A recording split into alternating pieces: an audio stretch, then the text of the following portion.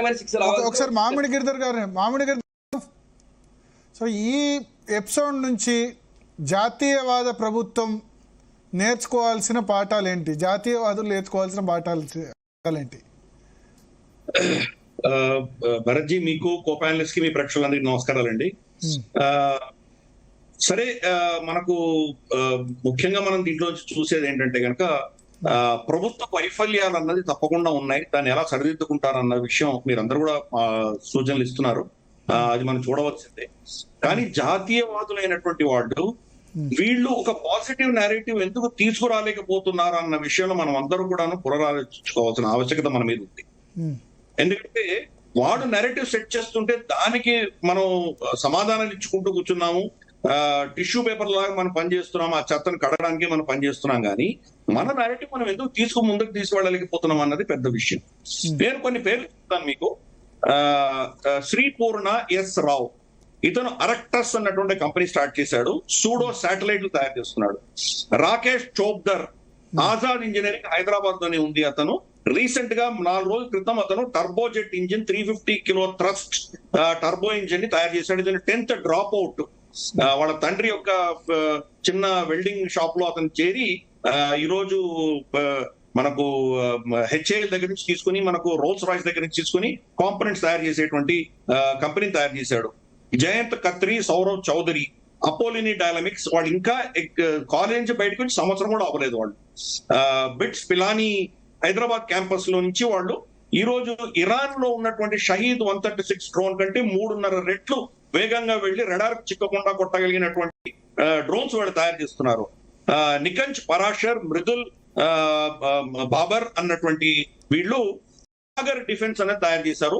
ఈ రోజు అద్భుతంగా అమెరికా ఒక డ్రోన్ బోట్లలో వెళ్లి వాళ్ళ సెయిలర్స్ ని తీసుకురావడము, వాళ్ళు దాడి చేయడం, ఇవన్నీ మనం చూసాం. కానీ ఆ డ్రోన్ బోట్స్ ఏవైతే ఉంటే అన్మాన్డ్ నేవల్ ప్లాట్ఫామ్స్ తయారు చేసినటువంటి సాగర్ డిఫెన్స్.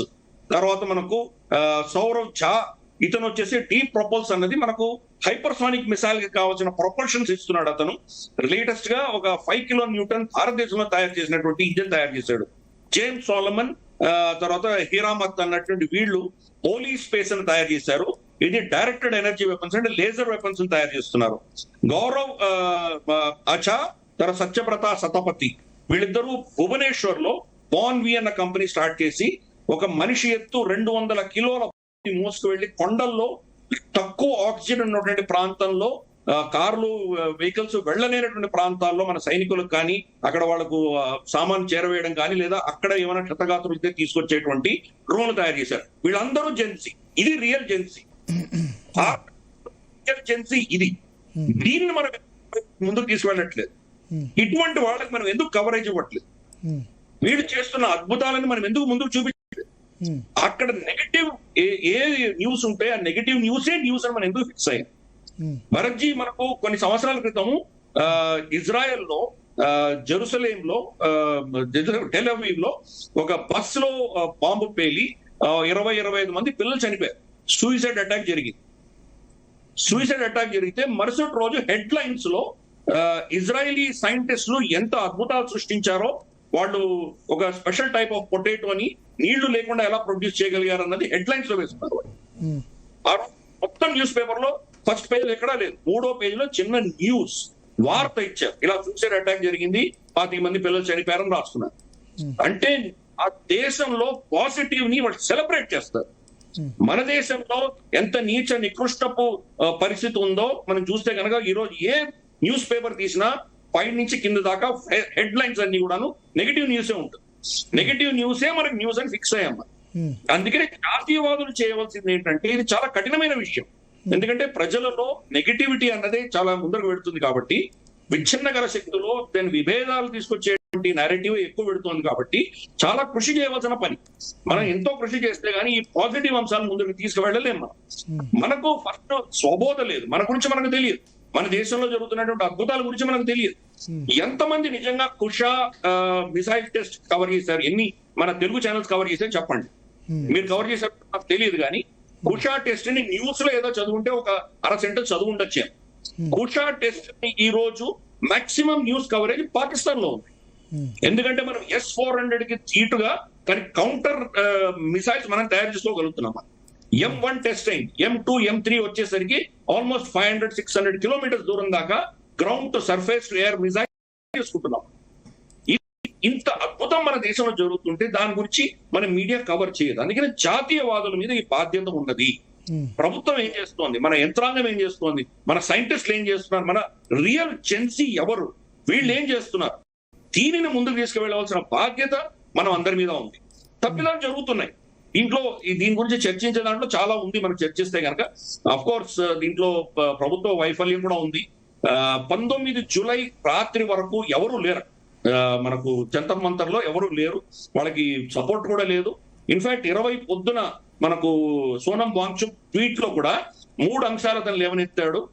దీంట్లో పార్లమెంట్ లో చర్చించాలని, ఎంపీలు నా దగ్గర వచ్చి మాట్లాడాలని, ఎవరైనా విఐపీలు వస్తే కనుక వాళ్ళను ఆపకూడదని, ఇటువంటివో కొంత కోరికలు కోరాడు. కానీ ఎక్కడ కూడాను ధర్మేంద్ర ప్రధాన్ రిజైన్ చేయమని ఆయన కోరలేదు.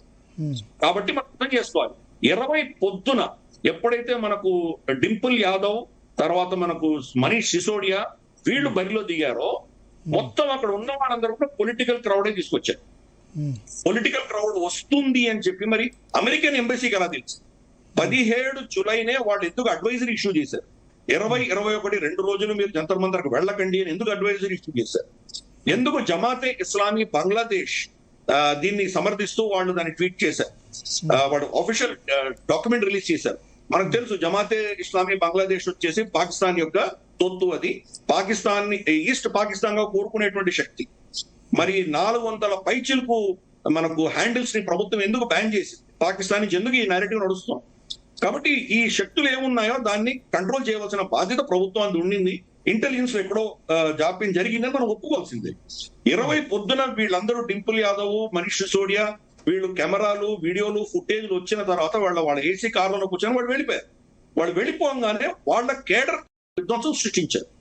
ఇన్ఫాక్ట్ గత 3-4 వారాలుగా కూడా అక్కడ ఉన్న క్రౌడ్ 90% క్రౌడ్ ఎస్ఎఫ్ఐ, డివైఎఫ్ఐ, ఈ వామపక్షాలకు సంబంధించిన క్రౌడ్ మాత్రమే ఉంది.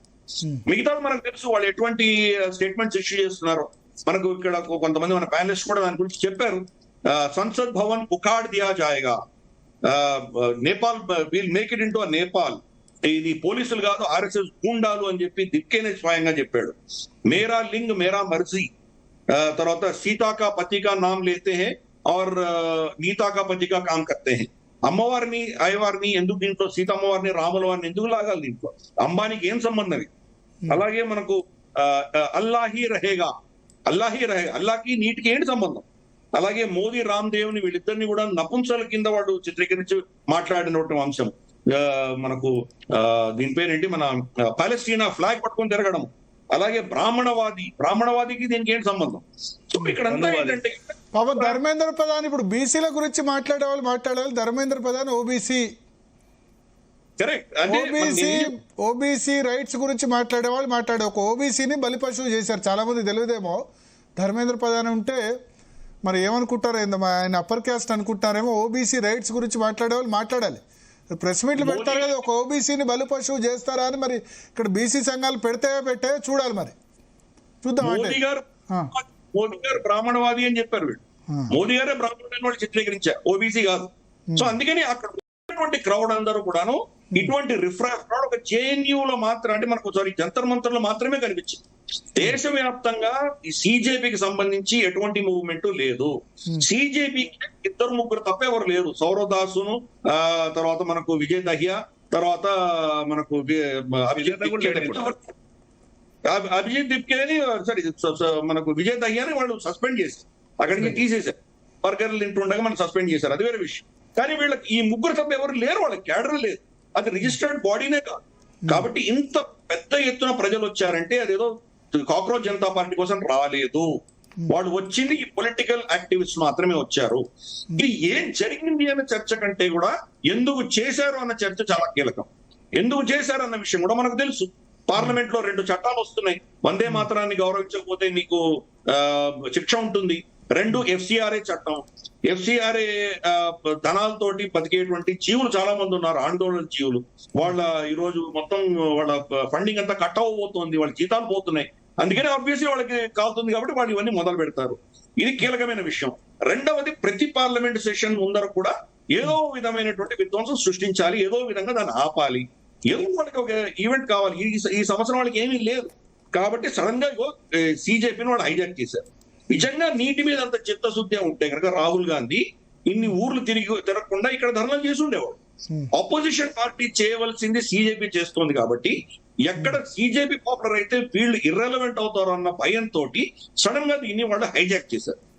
ఇది అక్కడ జరిగినటువంటి విషయం. మనం చూస్తే కనుక యాక్చువల్ గా రాహుల్ గాంధీ మీద ఎఫ్ఐఆర్ పెట్టి ఈ ప్రభుత్వం చాలా కఠినంగా స్టెప్స్ తీసుకోవాలి. ఎందుకంటే ప్రధానమంత్రి ఇంటి ముందర మీరు వెళ్ళి ధర్నా చేశారంటే ఇది మోదీ గారు కాదు, రేపు ఏ ప్రధానమంత్రి వచ్చినా ఒక ప్రెసిడెంట్ మీద సెట్ చేశారు. అది భారతీయ జనతా పార్టీ సహకారంతోనే జరిగింది అంటారు. సిజేపీకి ఎందుకు క్రెడిట్ రాహుల్ గాంధీకి ఇద్దామని చెప్పి, అందుకని వెంటనే 15 నిమిషాలు 20 నిమిషాల్లో జితేంద్ర సింగ్ చర్చలకు వచ్చారు. సరే, అది నేను ఆ పొలిటికల్ చర్చకు వెళ్ళను. నేను ఏదైనా కూడా దీని ఒక ప్రధానమంత్రి ఇంటిని రెడ్ జోన్ ని మీరు ఆక్రమించుకోవడం అన్నది అది మన దేశ భద్రతకు చాలా చెడ్డది, అది మంచిది కాదు. కాబట్టి అది దానికి సంబంధించి కఠినమైనటువంటి చట్టాలని మనం సెక్షన్స్ ని ఇంపోజ్ చేసి వాళ్ళ మీద కేసులు నమోదు చేయాలి. ఈ రోజు రాహుల్ గాంధీ అవ్వచ్చు, రేపు ఇంకొకరు నార్త్ ఈస్ట్ ఈశాన్య రాష్ట్రాల నుంచి ఎవరైనా వచ్చి విద్రోహ శక్తులు నిలబడచ్చు, ఖలిస్తాన్లు నిలబడచ్చు, రేపు నక్సలైట్లు నిలబడచ్చు, మేము కూడా శాంతియుతంగా చేస్తామని రావచ్చు. అక్కడి నుంచి వాళ్ళు ఏదో డ్రోన్ లాంటిది ఫైర్ చేసి మోదీ ఇంటి మీద దాడి చేస్తే ఏమవుతుంది పరిస్థితి? కాబట్టి ఇది అసలు రాహుల్ గాంధీ ఆల్రెడీ వార్నింగ్ ఇచ్చాడు. మోదీ ఇంటి నుంచి బయటికి రాలేడు, ఈ నిరుద్యోగ సమస్యకి పరిష్కారం ఇచ్చేంత వరకు అతన్ని ఇంటి నుంచి బయటికి రానివ్వము అని చెప్పి ఒక 6-7 నెలల ముందర స్టేట్మెంట్ ఇష్యూ చేశారు. ఆల్రెడీ రద్దియా చింగారీ లగానా బాకీ హే అని రాహుల్ గాంధీ స్టేట్మెంట్. కాబట్టి ఇవన్నీ కూడా మనం ప్రభుత్వానికి తెలిసి దాన్ని పర్మిట్ చేయడం అనేది చాలా మంచి విషయం కానే కాదు. అది ఇది ఒక ప్రెసిడెంట్ సెట్ అయింది.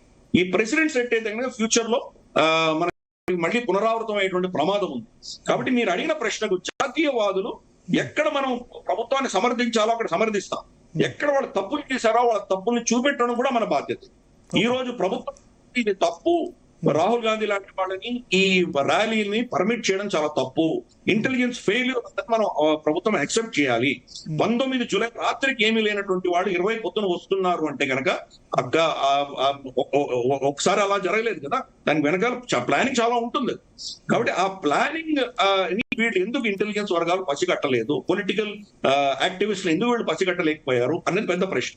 సరే, దీనివల్ల మాకు లాభం వస్తుంది, వీళ్ళు ఎక్స్పోజ్ అవుతారు, దీన్ని పర్మిట్ చేయాలి, ఈ పొలిటికల్ గా మాకేదో మేము చాలా మాస్టర్ స్ట్రోక్ కొడుతున్నామని ఎవరైనా బీజేపీలో అనుకోని ఉంటే కనుక అదేంటో మనం ఈరోజు చూస్తున్నాం. పరిస్థితి ఏంటో మోదీ గారే స్వయాన 2 వీడియోలు చేయాల్సి వచ్చింది దీన్ని కంటైన్ చేయడానికి. కాబట్టి ఈ గుణపాఠాలు వాళ్ళు నేర్చుకోవాలి. జాతీయవాదులు ఇటువంటి తప్పిదాలు ప్రభుత్వం చేసింది ఎక్స్పోజ్ చేయాలి. నిజమైన పాజిటివ్ నేరేటివ్ మనం ముందుకు తీసుకెళ్లే ప్రయత్నం మనం చేయాలి. మనం ఇందాక నేను చదివినటువంటి పేర్లన్నీ కనీసం వాళ్ళలో 1-2 మీరు కవర్ చేయండి. మనకు ఉన్నటువంటి అద్భుతం మనం ఏం సృష్టిస్తున్నామో దాని గురించి మాట్లాడండి. మనకు ఉన్నటువంటి ఎకో సిస్టమ్ ఎలా డెవలప్ అవుతుంది. మన ఫస్ట్ టైం ప్రపంచంలోనే 3వ దేశం భారతదేశం, ప్రైవేట్ రంగ సంస్థ మనం స్పేస్ రంగంలో మనం రాకెట్ పంపించినటువంటి 3వ దేశం. కాబట్టి ఈ మనం ఎక్కువ ముందుకు తీసుకువెళ్ళవలసిన బాధ్యత జాతీయవాదులు అందరి మీద ఉందని నా అభిప్రాయం. మురళీ మనోహర్ గారు, సో ఏమనిపించింది అంటే ధర్మేంద్ర ప్రధాన్తో రాజీనామా చేయించాల్సిందా, చేయించకూడదా, చేస్తే ముందే చేసి ఉండాల్సిందా, ఈ సమయంలో చేయడం కరెక్టా? సో మ్యూట్లో ఉన్నారు, మీరు మ్యూట్ తీసేయండి. అదర్ కో ప్యానలిస్ట్